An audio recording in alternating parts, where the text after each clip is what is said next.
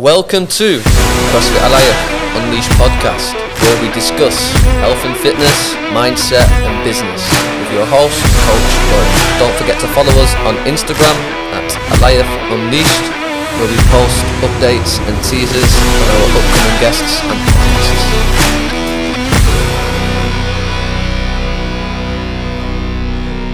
Alright, here we go, episode 23 of the Alliance Unleashed podcast. And I have a very special guest with me today. She is a pretty big deal, I'd say. Thousands of followers on Instagram. Advocate for women's health and women's football. And yeah, she's basically a professional footballer, captain of Pakistan's women's national team. So that's why I've got on my podcast today. So we're going to get to know a bit about Maria Khan very shortly. She's going to tell us her story. And let's head straight on and delve into who you are. Let's just basically keep it brief. Who you are, where you was born, how football come around for you. Just give us a little briefing. So my name is Madia. I am a first-generation Pakistani American. So parents, immigrants to the United States. Mm-hmm. Was born there, raised there in Denver, Colorado, and started my footballing at the age of 6. I remember I was at lunchtime at recess and kicking the ball around with the boys, and I was actually able to hang with the boys at the time, not knowing that, girls develop a little faster than boys in our younger years. So I remember going home to my mom and dad and being like, Ami, Abu, I want to play football. And my parents, at the time probably didn't take me seriously, but then I kept pestering them, kept bothering them. And then probably a week later, my mom found me a recreational team in the neighborhood. And my first team was called the Tweety Birds. The Tweety Birds. The Tweety Birds. Wow. I remember we had yellow socks that we wore and reversible jerseys. Our tops were reversible, so we only got one kit. Yeah, throwbacks. Yeah. The checkered shorts and everything, the silky checkered shorts. We're gonna have to get a picture of that, I think. I still got pictures. Yeah, we definitely got pictures. So for me, that's where my football life started. And here we are 25, 26 years later, and I'm still playing. Wow. So you was just at school, you just like kicking a football around with boys? With the boys. And that was like, that was allowed, or it was just like... Yeah, so, because usually at play school or whatever, you'd have a group of guys, boys, group of girls, and they'd do their own thing. You wouldn't really... mesh. So in the U.S. it's a little, it was different. Yeah, like we, had mixed classes. I think probably culturally, with my parents and being in a South Asian household, it was a little different. We weren't allowed to hang out with boys or we shouldn't be talking to boys or, none of that stuff. So when I told them I was playing with boys, probably in their mind was like, oh, let's get her playing with girls as fast as we can. Yeah. So maybe it put a little bit of pressure on them to find me something. So yeah, it just kind of stuck when I started playing recreationally, really enjoyed it, and then ended up being a goalkeeper. Okay. Yeah, so... Is that because, so what usually happens with goalkeepers, especially when I was younger, is the goalkeeper would be the person that was... probably the worst outfield player. You get shoved in the net, and they'd be like, okay, you stand there, look busy, and try and dive for the balls. Pretty much. Was that your case? I was a heavy girl back then. It's usually the heavier person. I was a strong girl back then. Big boned, and I think actually on the day, our goalkeeper didn't show up to practice. So my dumbass was like, I'll go in goal, really excited to jump in. And then since that time, I've been a goalkeeper. All the way up until 10 years ago, where I moved to the UAE and transitioned to a field player. And that was only 10 years ago? That was only 10 years ago. So for people that don't know, how old are you? I'm 33. You're 33? Same age as me. Nice. Same age. When's your birthday? Good number. November 9th. Yours? Yeah, end of this month, unfortunately. 34 soon. Oh, what is that sign? Oh, you're one of those people? No, I'm not. I'm a Virgo. I'm a Virgo. Are you one of those people? No, I'm not. Okay, yeah, I'm not either. Not yet, anyway. Maybe when I get older. There you go. But so only 10 years ago. Only 10 years ago. At the age of 23, 22. Yeah. you decided to... Yeah, I moved to the UAE, moved to Dubai to get my master's. That was 10 years ago? That was 10 years ago. Yep. Yeah, 11 years ago now, back in 2013, sorry. Moved here thinking I was hanging up my boots, right? Thought I was done playing, high-level soccer, football. Because in university at the time when I was graduating, the Women's Pro League back in 2013, only 11 years ago in the U.S., was super volatile. So one season they would be on, the next season there would not be enough funding, so the league was all over the place, right? And that was just 11 years ago. Yeah. And going abroad to play football or play professional football was still a pretty new concept to girls graduating from university at the time in the U.S. So didn't end up playing. Told mom and dad, hey, want to go to Dubai, want to get my master's. They're like, okay, go get your master's and then come back. Here we are, 11 years later, still living in the UAE, wow. Married, playing professional football now. Just really been crazy to see kind of the growth of the sport in the past 11 years for women. It's been wild. Well, I think we'll get onto that. But with regards to you coming over here, what was it you were studying? Business, yeah. Okay. So I came, got my MBA. Yeah. Started working right away for DMCC. Okay. Yeah, started working for them in their commodity and trade finance team. And then spent a couple years there and then moved to Ford Motor Company, where I was with them for the past 7 or 8 years, just up until last year, and left to play professional football. Wow. So you was playing, so when you came over, you hung up your boots, or you were still playing like part-time here and there? Super social, right? Because again, at the time, the women's scene here in the UAE was up and coming, right? There was not really a professional league. There was 11-a-side football, but again, super casual, super amateur. I guess you could almost say semi-pro, borderline amateur. Women's football going on at the time. And again, now it's obviously, the federation and, the country have done a great job to, really try to professionalize the game. So, yeah, was playing super social football. And this is did you decide to come out of the goal when you was doing this? Yeah, exactly. Okay. So thanks for bringing me back to that.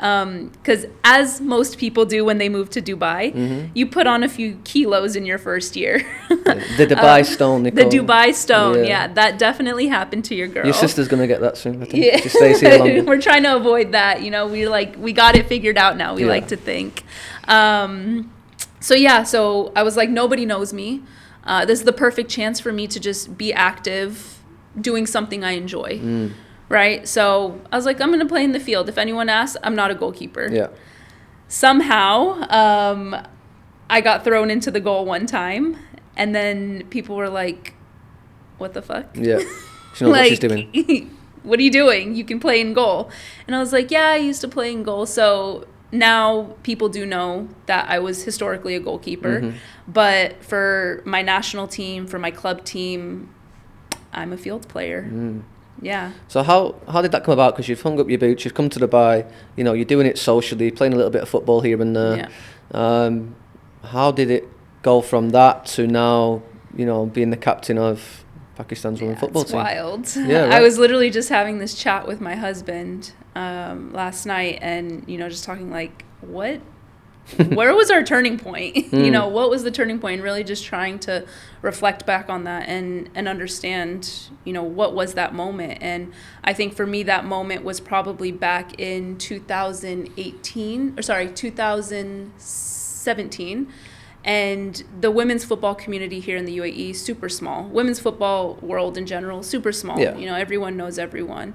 And at the time, there were a couple of Pakistani girls that had come over to the UAE to play in our women's 7-a-side league. Okay. And, it's one of those things like, oh, you're Pakistani, I'm Pakistani. And you just start to learn, their background. And that was actually the first time that I learned that Pakistan actually had women's club teams in the country. I had heard maybe back in 2014 that there was a national team, but I wasn't really aware of the domestic side of it. So fast forward a year, they have what's called the National Women's Championship, which is actually ongoing right now. And it's happens once a year in Pakistan. And it's as of right now, unfortunately, it's the only 11-a-side domestic tournament for women and girls in the country. Okay, so this is like locally... Yeah, local clubs. Pakistani teams, clubs. Yeah, local clubs. Getting together for like a championship, is it? Yeah, and it's to just, again, who is the best club in the country type of thing. Yeah. And yeah, so fast forward to 2018, one of the club teams in Pakistan called Royal Eagles at the time asked me if I wanted to come over. And I had eligibility, obviously, because both parents are Pakistani. I had, a national ID card, for my visa to travel back and forth. So I was able to go and participate and be registered as one of the players in the tournament. And for me, that was the first time I was exposed to women's football in the country. I had no idea about it before, because when I was younger and me and my family would travel to Pakistan, we would go straight to Peshawar, straight to the village, stay in the village, and then go straight back home, right? What we knew of Pakistan was what we saw when we were kids traveling, right? Which is a very humble life, seeing how our family lives and that experience, right? Completely different dynamic to what I saw in 2018 when I'm seeing over 200 women participating in this tournament, over 20 teams competing, and these girls just want to play. Like, regardless of how shitty the tournament was run and how poor the organization was, the fact that there were just girls and women there so eager to play and excited to play, I'm like, it just, I don't know, it reignited something in me, because I had fallen out of love with football in university a little bit, just because of my experience and stuff that I had. But that, I think, for me was really the moment where I'm like, wow, like there's something special here. And this was like basically the best of Pakistani women getting together. Not even. So it started off more regionally, because Pakistan is huge, remember. Like, it's the 5th largest country in the world, right? Population over 250 million, I think, right? So it's a huge country. So the way it was broken up was into kind of regions. So then it's kind of like the best of the region then go and participate at a national level. I see. So we didn't make it, the team I was playing with, we didn't make it out of the group stage. But again, for me, just to see the desire, right? Because growing up in the U.S., I came from such a privileged sporting ecosystem, right? There were times my mom had to drag me out of the house to go to practice because I didn't want to go.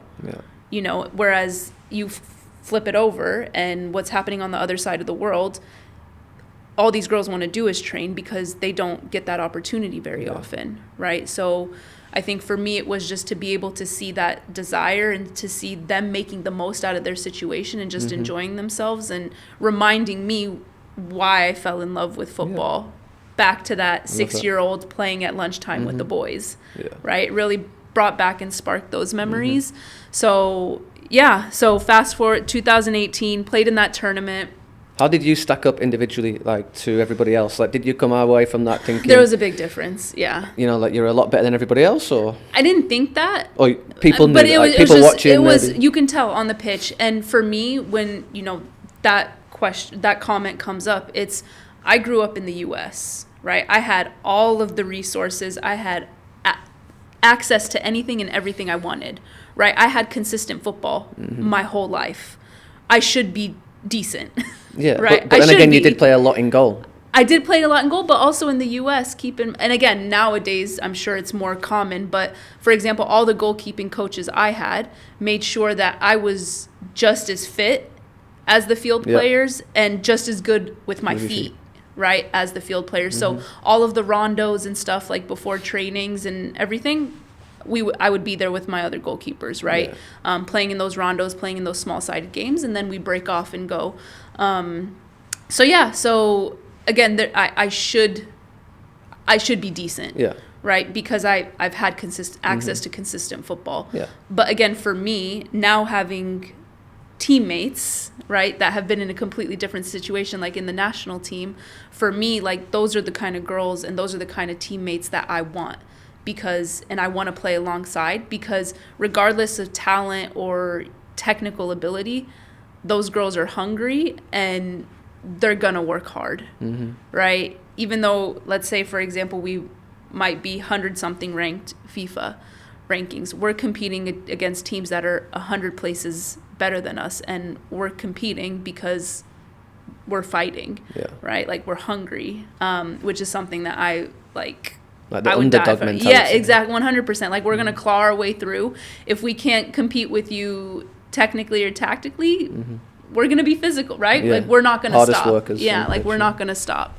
So, yeah, having seen that, like, it's been just such a joy to see that. And then in 2020, got our first call-up for the national, like, I got my first call-up for the national team after FIFA banned Pakistan Football Federation for over 8 years, both men's and women's. Okay, so 2020 was the first year that... After 8 years. That Pakistan would compete. And we didn't even compete, right? We just got called for a 1-week training camp and then got banned again. Oh, wow. Yeah, and then got banned again. And then finally in July 2022, FIFA lifted the ban, and we were able to compete for the first time in 8 years in the South Asia Football Federation tournament for women. So we were the women's team was the first bit of activity for the federation and for the country for the first time in 8 years. Wow. Back in September 2022. And you was a big part of that? So it was my first international cap ever against India. Wow. And it's so funny because my family joke with me about that. They're in the 20th minute of the game. It's my first cap. We're playing against India. I'm captaining the side. And in the 20th minute, I score an own goal. Oh, dear. And I'm like, what better debut than that? And it's so funny because my family still joke to this day. They're like, at least you scored in your debut.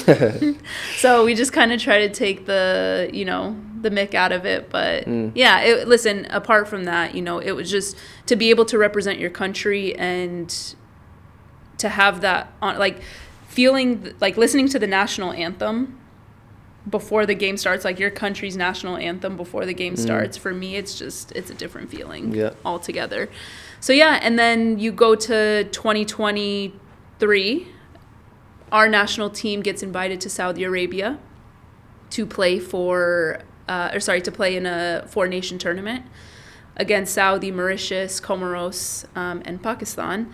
And the current club that I'm played for last season happened to be at our game against Saudi Arabia, and I just happened to put in a shift that day. I was feeling good on that day, put in a shift, and that's how I get my first pro contract. Wow. At the age of? 32. 32? Yeah, I was 32 at that time. That's mad.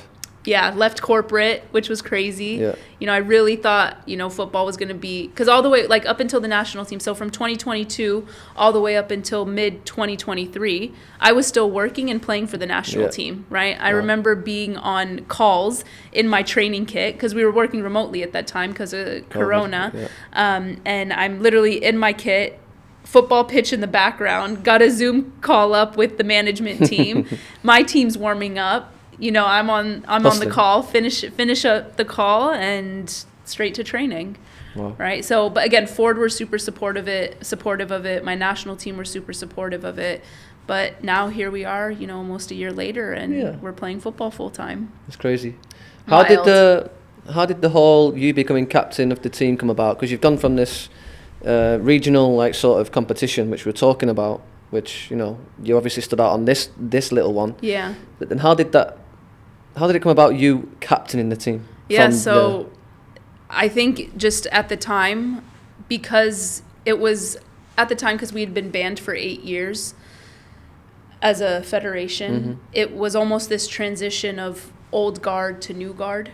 So they've had domestically, a core group of women who, amazing athletes, who represented the country when Pakistan was active.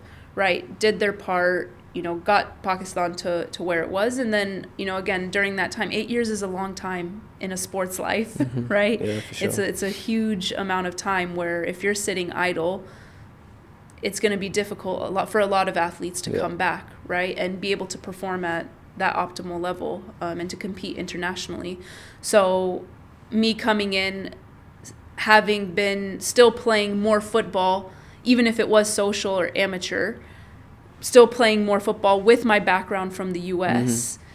compared to Pakistan, where the girls, unfortunately, they had the one tournament a year. Yeah. You know what I'm saying? So for me, it was, I think at the time, it was probably what the national team needed at the time, right? You know, leadership, experience, and also my involvement here with women's football in the UAE, right? You know, the UAE FA and the UAE national team, the women's side, you know, have done such, like, I'm so grateful to them because they've embraced me like one of their own, right? And, you know, having traveled with them to tournaments, having, you know, been welcomed by them to come and train with them, you know, just come train. You want to train? Come train, right? So I think just having that experience as well, and just having access to 11-a-side football, right? And I think partnered with my corporate skills and my corporate background and the stuff I've learned in the office, right? Time management, working as a team, deliverables, leadership qualities, right? Learning that stuff, I think, in the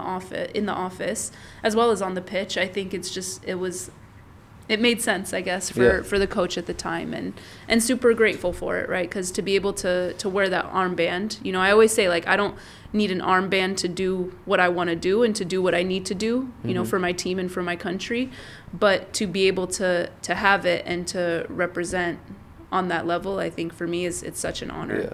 So was you the only sort of person in the team that has had this sort of background? You know, you've obviously born, you know, you lived in America and so on. So I guess everybody else on the team was just, like you said, you know, from Pakistan, not really playing. Yeah, at the time I was, back in 2022, it was me and one other girl that were the first, I guess you could call it, we're called diaspora players.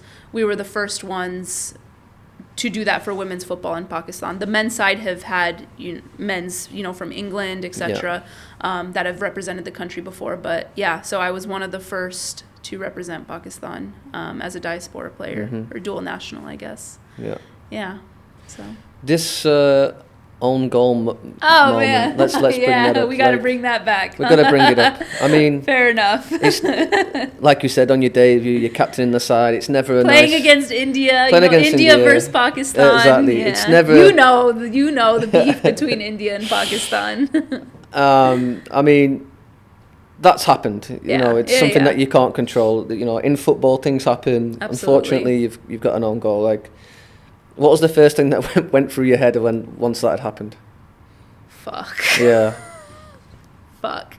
And also, fuck. Yeah. I got to play another 70 minutes through this. So I remember going off at halftime, sprinting straight to the bathroom, had my moment, and I'm like, it's done now. You got another half to play. Yeah. So dusted it off, went out and played another half. Like nothing happened.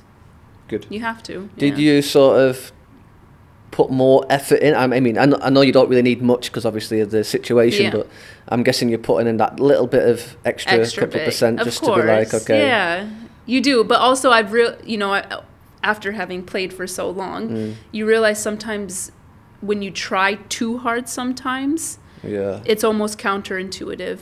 So I think for me, because at that time, you know, I had been playing football for a pretty long time, enough to know that, you know, if I do try too hard and kind of go away from who I am as a player and stick to my basics and me doing my basics well, whatever they might be, 1-2 touch, scanning, playing simple, that's my game. Yeah. If I go away from that and try to take people on 1v1 and dribble out the back, and it's going to be counterintuitive. So I think for me, it was actually more the opposite. It was more stay true to what you were doing, right? Do the simple stuff well. That's it, and do it consistently, right? Can I do the simple stuff consistently? So I think for me, that was the hard part, was just keep on reminding yourself, you're okay. Yeah. You're okay. How did that game end up? We lost 3-0. Yeah. But at the time, we had just come back. It was our first game after 8 years. We're infants, we're babies, right? We're newborns. Yeah. And India at the time, I think they're ranked higher now. They were top 50 in the world, right? So Where was you? 100? We're 170 something. Okay, wow. Yeah, 170 something. So more than 100 spaces above us, right? Yeah. So again, for us to just go out and fight, and for it to be a 1-0 in the second half, you know, they got 2 on us in the first half, and you know, 1 in the second half towards the end of the game, right?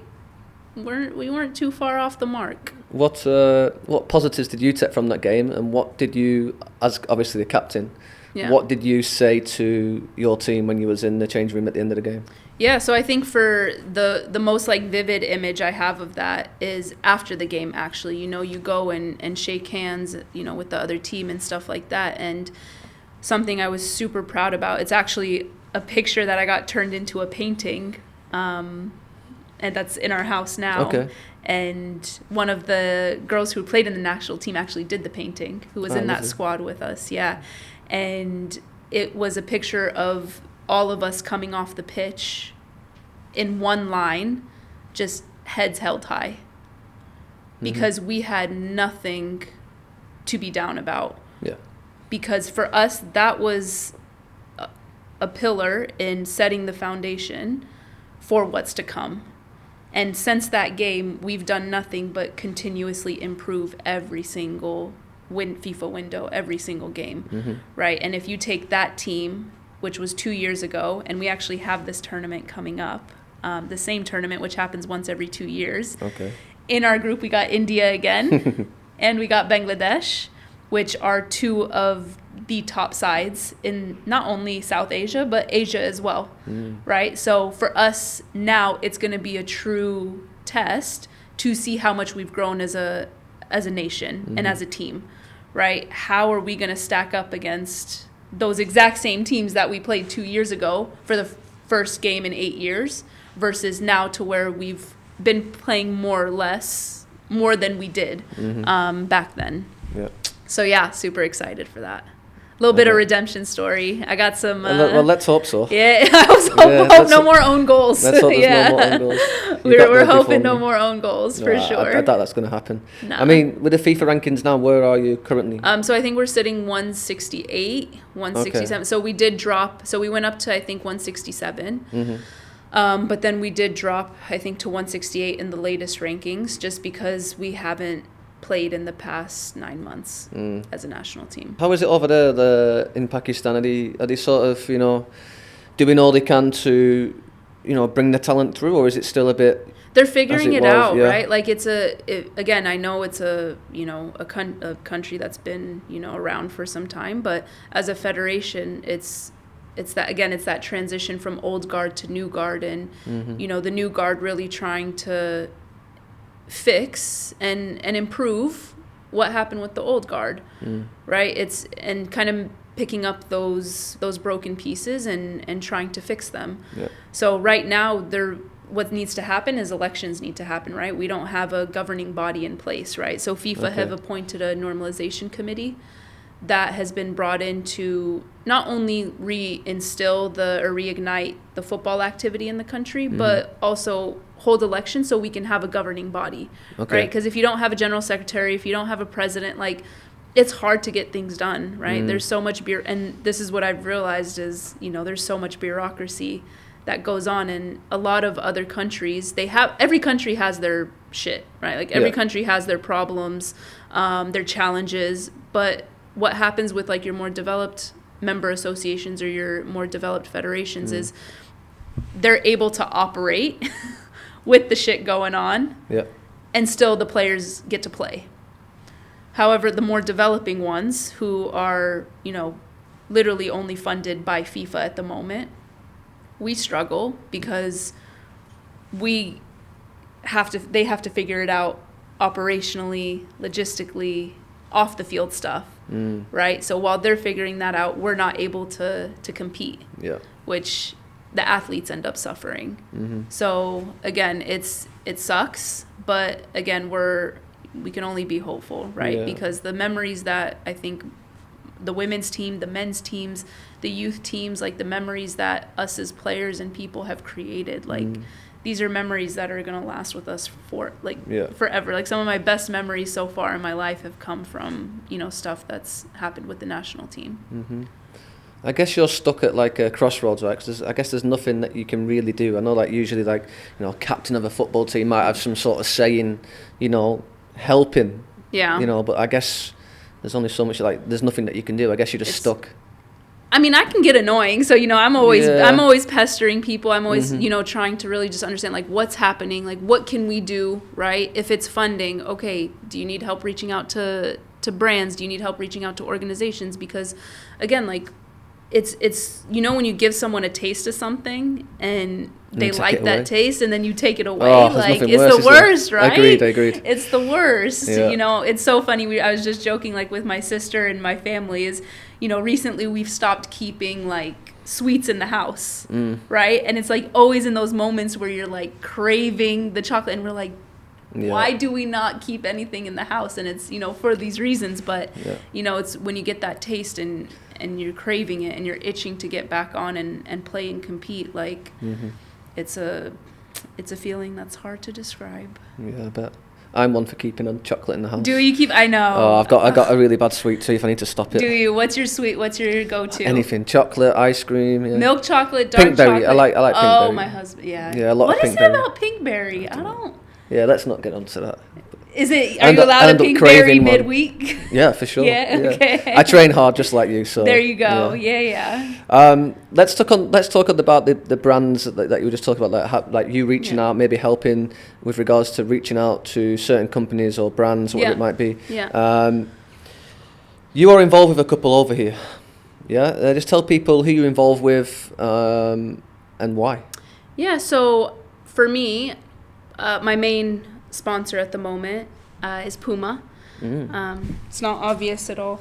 No. Shameless all the plug. Puma on, yeah. Shameless plug. Even the socks. I got the wow. socks to back it up. Nice. But no, so Puma. And the reason why, I think it is important for me to share my story with Puma because I am not gassing them at all just because I get free shit from them. Yeah. No. I genuinely have really appreciated my time and my experience with them. So with women's football taking off, a lot of brands are trying to jump on that wave.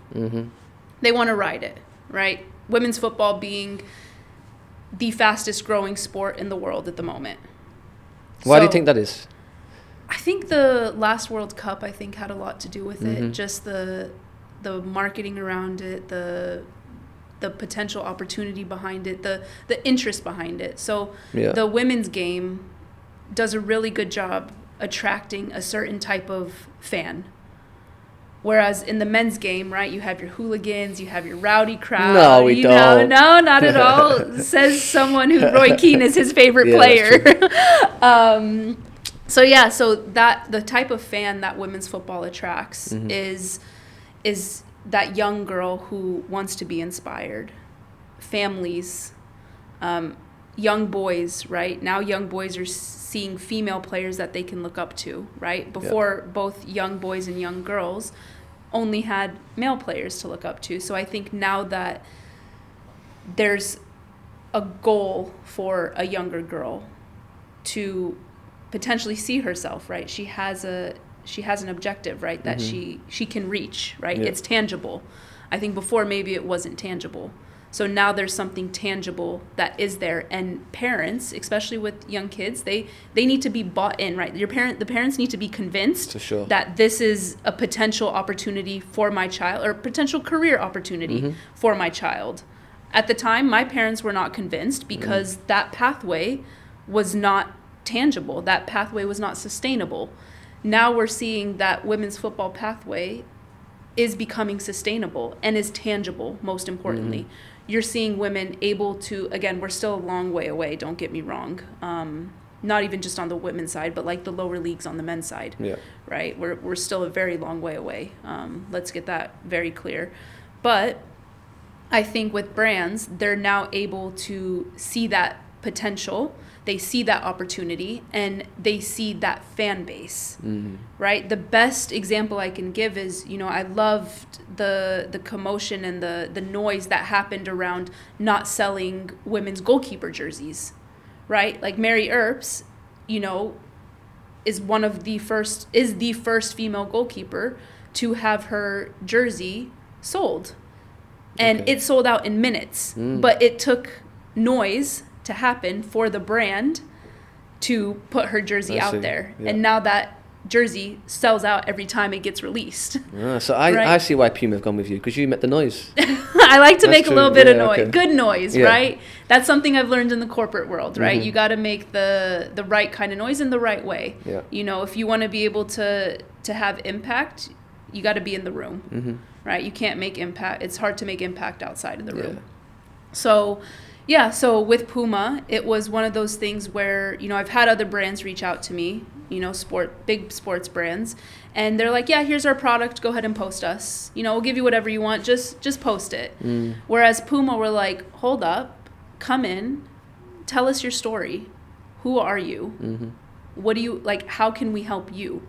Right? And that's kind of been the narrative, my entire relationship with them is, okay, Maria, we want to announce our partnership. We don't want just a picture and us posted on our socials of you signing a contract in our office. No, right?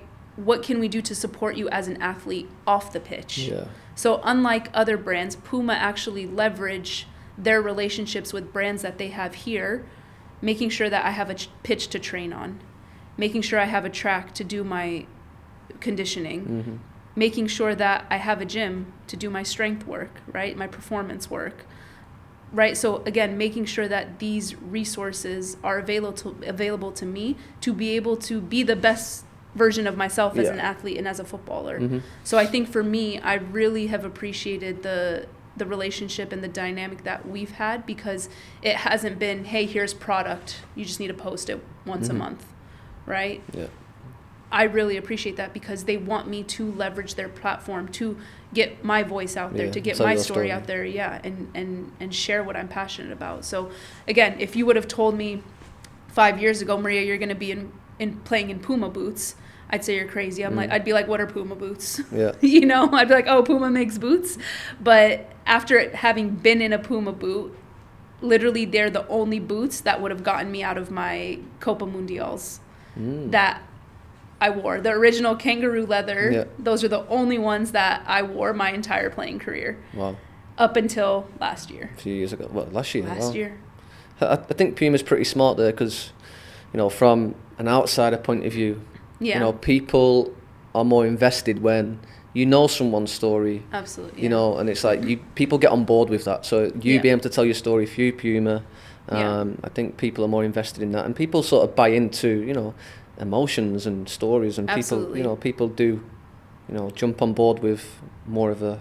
Absolutely. You know, and they resonate with you as an athlete as well. Yeah, and again, having, like, you've been here in the region for, you know, a while now, and I think you've probably seen that roller coaster of the brands and how they do things and how they go to market and the type of people they partner with. Like Puma, like before maybe a year ago, or when Puma was bringing me on board, like I didn't have the same, I guess, brand or the same reputation that I have now after having played in Saudi this past season, right? Puma were on board with me and invested in me before I had the followers, before I had, like, I think they're like, Maria, we don't care about the following, right? And again, for me, whether they mean it or don't mean it, like, the fact that that's what they want their brand to be associated with, that's something I can get on board. But if you start, like, you know, the brands that go to kind of these mass influencers or these, you know, mass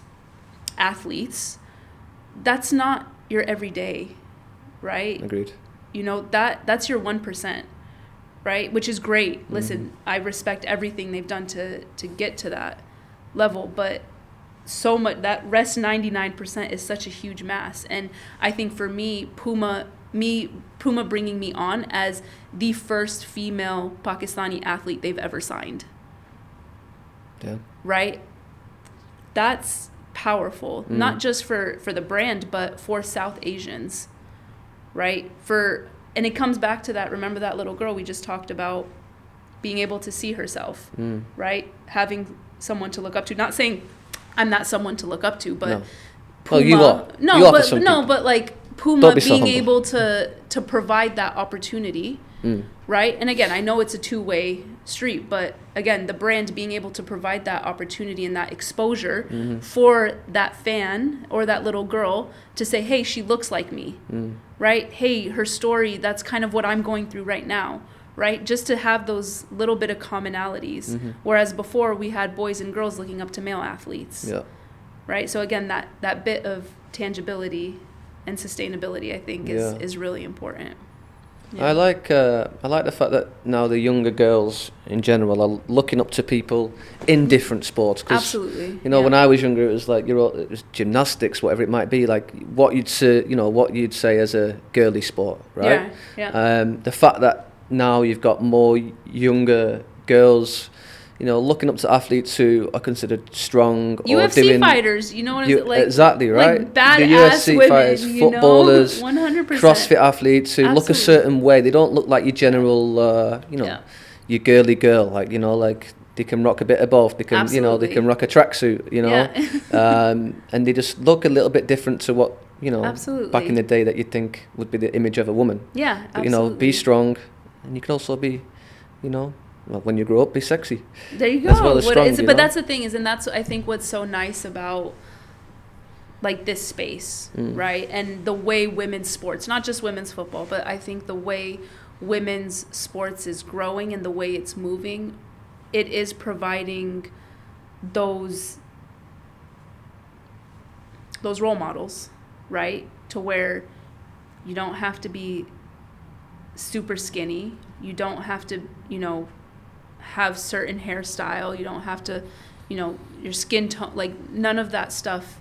Again, there will always be a place in this world where it matters for some people, and that's, you know, their prerogative. But I think now for us to be able to normalize that an athlete's body, a female athlete's body, doesn't have to look a certain way is super important, because I know if I had that messaging growing up, I probably would have been in a better mental state, you know, as an athlete, and been able to perform better, right? Rather than, you know, worried about what I was wearing or how I looked in my uniform. I remember just talking to my sister, you know, the other day, you know, she played volleyball, right? And she wasn't a heavy girl, but she felt so self-conscious in her volleyball uniform because we were shown and told how a girl should look like in her volleyball uniform. Yeah. But what I love now is as a volleyball player, you don't have to wear the spandex. You can wear leggings. You can wear long sleeves, right? The best example was just now in the Olympics, right? You had, I think it was Egypt playing against, I think, the Swiss beach volleyball team. Right? And you had the Egyptian women fully covered, hijab, long sleeves, leggings, longer shirt. And then you had I think it was the Swiss team in their bikinis, which again, neither is wrong. Correct. Right? Yeah. But the fact that you have that opportunity to, I want to wear this and I feel comfortable and confident in this. For me, that shows us how we've come and how we're progressing. Like I said, I'm always going to say we're always going to have a long way to go, because I always believe in pushing the bar, right? How much can we push that? So as long as we continue to keep pushing that bar and progressing, and, you know, just letting female athletes, and not even female athletes, male athletes as well, because that body image is there for males as well, for sure. Right? So I think as long as we can just keep focusing on the performance side of it, how are we performing as athletes? Agreed. If I perform better, an extra 5 pounds heavier, best believe I'm going to be the 5 pounds heavier. Yeah. I wasn't always this way, right? Like, I always like, no, shit, if I'm 5 pounds heavier, I got to be 5 pounds lighter, right? But it might sacrifice my performance, but, you know, I'll meet with the medical team who doesn't know performance. I'll meet their standards, right? I'll meet their image standards because I'll look better in the uniform.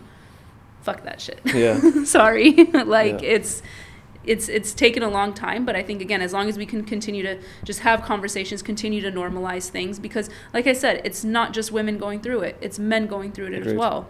You know, I've had friends who are athletes, you know, who have had body image issues. Oh, I'm too short. Oh, I'm not strong enough. Or, you know, oh, I'm, you know, a little heavy here. We as women go through the same thing as well. Yeah. Right? As well, I mean, aside from working with Puma and telling your story, what else are you sort of doing to be this sort of advocate for, you know, women's sport or women's health, women's mental health, whatever it might be? Like, what else is it you're doing? Yeah, so something, one of the other key areas that I'm super passionate about is being, like, performance on your period. Okay. And one of the local brands that I love, being able to work with local brands, right?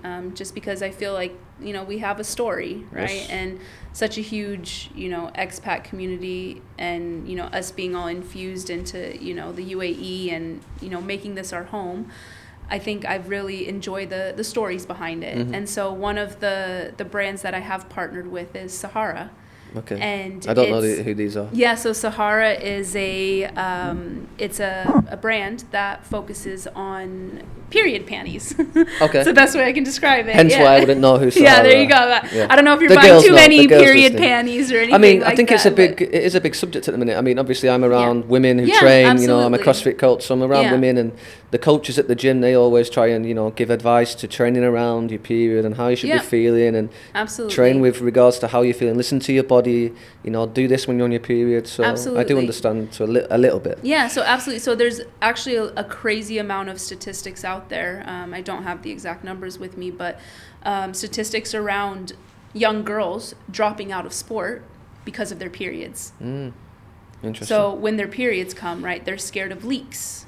Yep. They're scared of, oh my God, I have to wear a white uniform, or, oh, not even the leaks, right? Like, I'm tired right now. I can't perform how I normally do, right? So these are statistics that are out there and that have been done to show, the drop off of young girls in sports around the time of their period.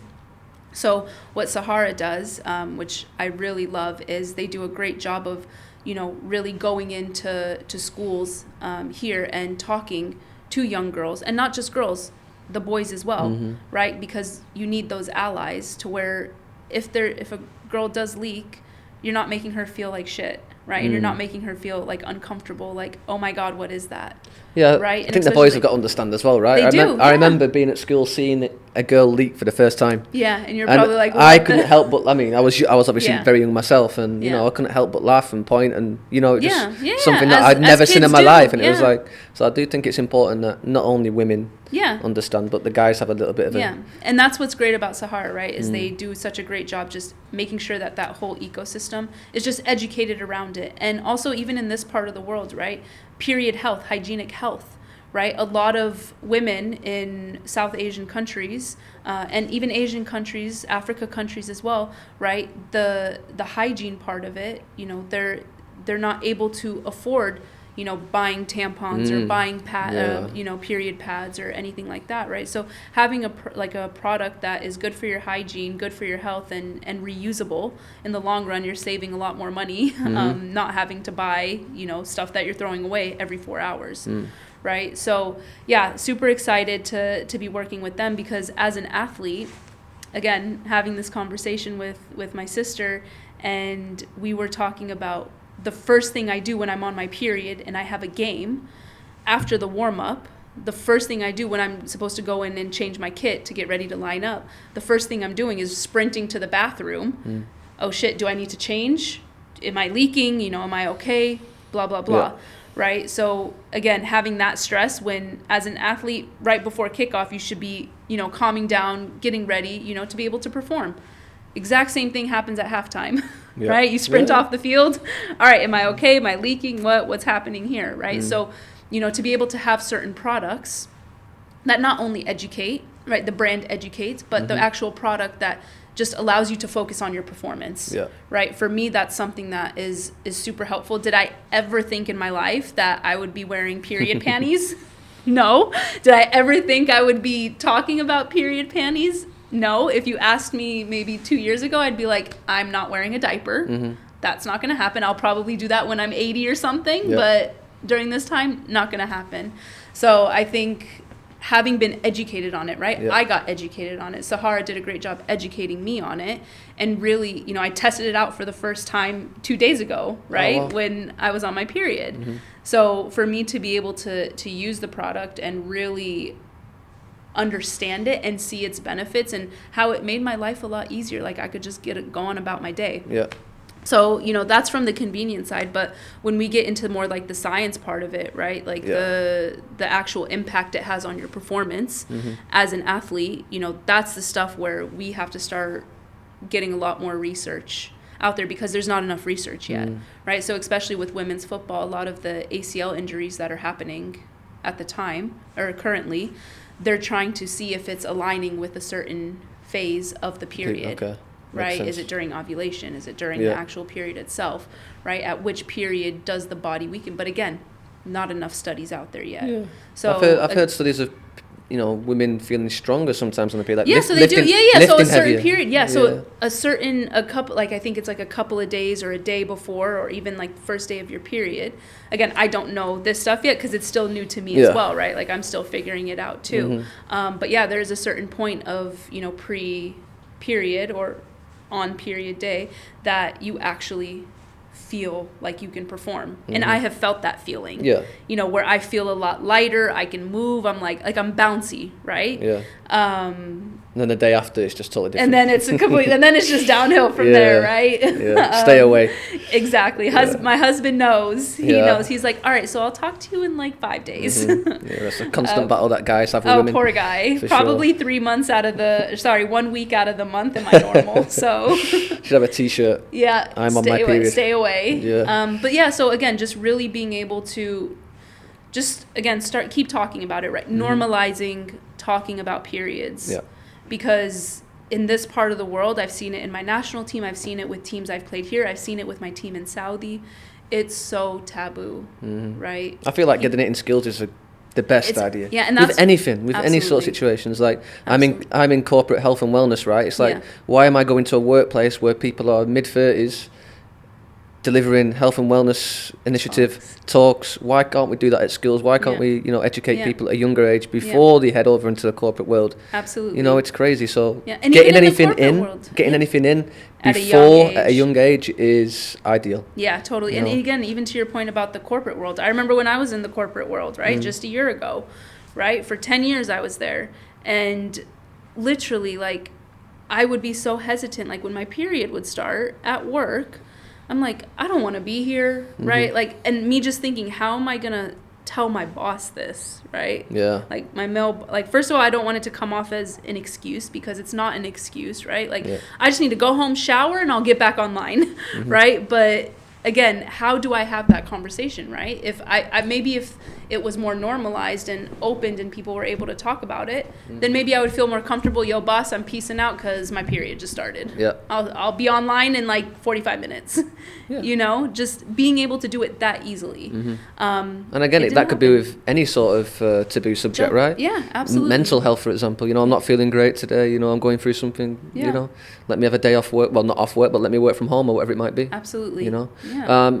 So, like right now, you are a full-time professional football athlete, and you're doing all this work with regards to, Puma. You're doing it to Sahara, all your other brands that you work with. Yeah. Like, you're a wife as well. Like, there's a lot of things going on. How do you sort of balance all these little plates you've got spinning? Because there's a lot of plates spinning at the minute. How do you cope with just leading this life that you're living? Yeah. So I think first of all, I have a very understanding husband who is more crazy about football than me. We actually met through football. Football was what has brought us together, and he has been such an amazing person to be able to lean on during this time, and has been my biggest supporter, which I've said it before and I'll continue to say it. It's one of the key reasons that I have felt that okay with going and being away from him and representing my country and going and playing in Saudi and being away for him for almost 9 months, right? Like that's not easy, right? On any relationship, right? It doesn't even have to be a marriage. Like if your best friend's gone for 9 months and you don't see your best friend for 9, like that's hard, right? Yeah.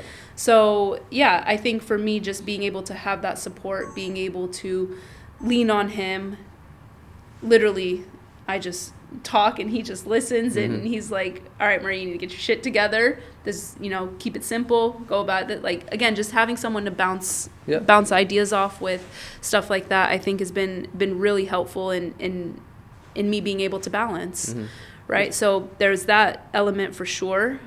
The next bit, I think what's helped is I've always played football, like student athlete. So I've always played football and done something else.